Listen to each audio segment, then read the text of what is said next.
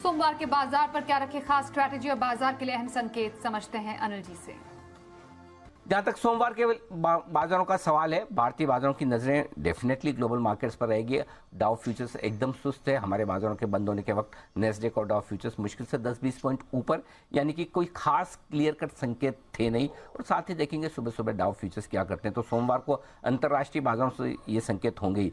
आज चूंकि weekly series की शुरुआत थी और ज्यादा शॉर्ट्स थे नहीं, तो आज की तेजी की पूरी क्रेडिट या ज्यादातर क्रेडिट फ्रेश खरीदारी को जाएगी। तो आज के दिन ये देखना इंटरेस्टिंग होगा कि एफआईज ने कितनी अपनी इंडेक्स लॉन्ग पोजीशन में जो शॉर्ट पोजीशन है वो कवर किए और साथ ही फ्रेश खरीदारी कैश मार्केट में कितनी की है। एक और बड़ा फैक्टर करेंसी मार्केट का भी था। रुपया भी अच्छी मजबूती के साथ ट्रेड करता हुआ दिखा, ये फैक्टर भी आगे काम करता हुआ दिखेगा। लेकिन आज की अच्छी तेजी से अगले हफ्ते के लिए जो सबसे बड़ा संकेत है कि बेस फॉर्मेशन के संकेत आ गए और अब निफ्टी 17,250 17,350 की रेंज को बेहद मजबूत सपोर्ट मानकर चलेगा और आसानी से तोड़ेगा नहीं। और बैंक निफ्टी 17,250 17,350 को मजबूत सपोर्ट मानेगा और बैंक निफ्टी 39,400 से 39,600 की रेंज को बेहद मजबूत सपोर्ट मानकर चलेगा। लेकिन सिर्फ सोमवार के लेवल्स की बात करें तो 17,400 17,450 ये रहेगा मजबूत सपोर्ट और ऊपरी स्तरों पर 17,650 17,750 की रेंज तक जाने की कोशिश निफ्टी की हो सकती है।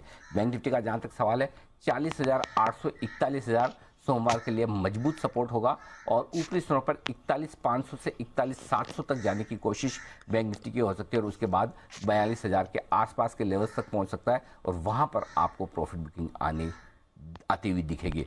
जो की ट्रिगर है ओपनिंग के लिए वो ग्लोबल मार्केट से आएगा और उसके बाद भारतीय बाजार अपने दम पर आगे बढ़ेंगे।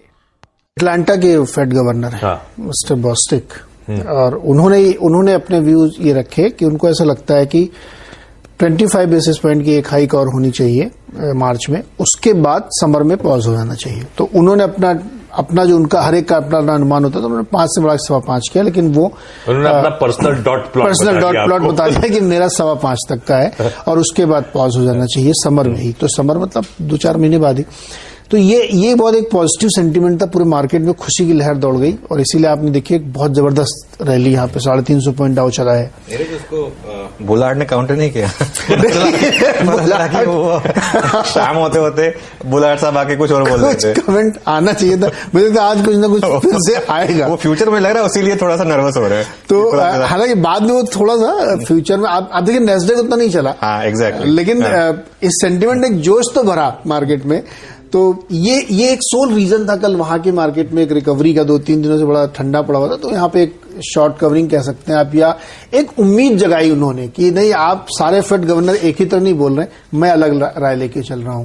तो ये कारण था तेजी का वहां पे। लेकिन इसके बावजूद आप देखिए अभी भी 33% लोगों का ये मानना है कि 50 बेसिस पॉइंट हाइक होगी जो अभी 22 मार्च की बैठक है। इसके अलावा आप बॉन्ड मार्केट में जाइए तो वहां कोई रिस्पाइट नहीं, अभी भी 4% से ऊपर बॉन्ड मार्केट चल रहा है।